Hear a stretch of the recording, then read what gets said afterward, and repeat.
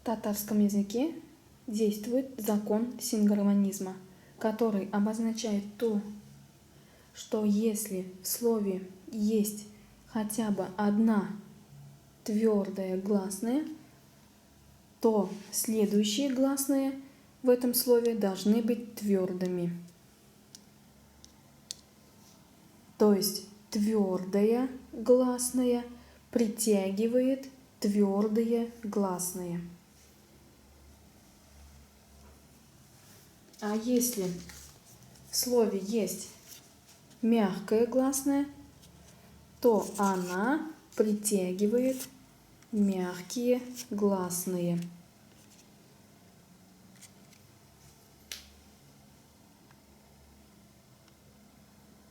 Но в татарских словах есть такие случаи, как, например, в слове «китаб». Это заимствованное слово.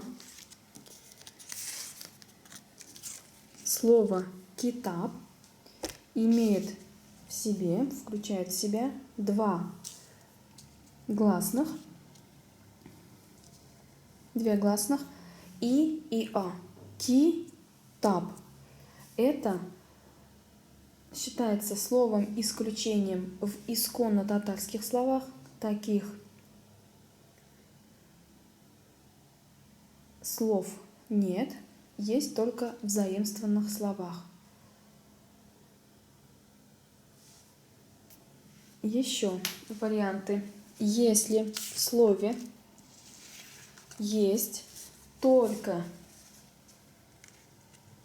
одна гласная, и то она является хамелеоном, то есть может быть и твердой, и мягкой, как в этом случае читать слово твердо или мягко? Если данная гласная, в нашем примере «е» или «е», находится внутри слова, то есть не в начале слова, а внутри слова, то слово читается мягко, как, например, в слове «бер», «мен» и так далее. А если стоит данное гласное в начале слова, то это слово читается твердо, как, например, «ел», «ек» и так далее. А если в слове есть два гласных и обе гласные буквы «е», то есть и здесь «е», и здесь «е», то это слово читается мягко, как, например, в слове «егет», «егерме». Что же делать, если в слове есть два хамелеона? Например, «е» и «я». Как читать слово твердо или мягко? Во всех случаях читаем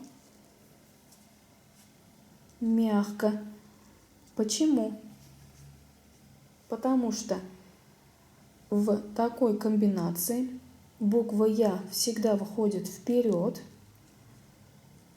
во всех словах, и «е» остается внутри слова. Если буква «е» находится внутри слова, а не в ее начале, то она читается мягко, и поэтому все слово получается мягким. Например, в слове «ешель», «ешин», «ешер» и так далее. Если в слове буква «е» и буква «ю» и больше других гласных нет, оба этих гласных являются хамелеонами, как читать это слово? Буква «ю» не может находиться внутри слова, то есть в татарских словах она не находится, только в начале слова может быть, поэтому буква «е» встает внутри слова, например, в слове «юэш», и читается мягко. «Юэш».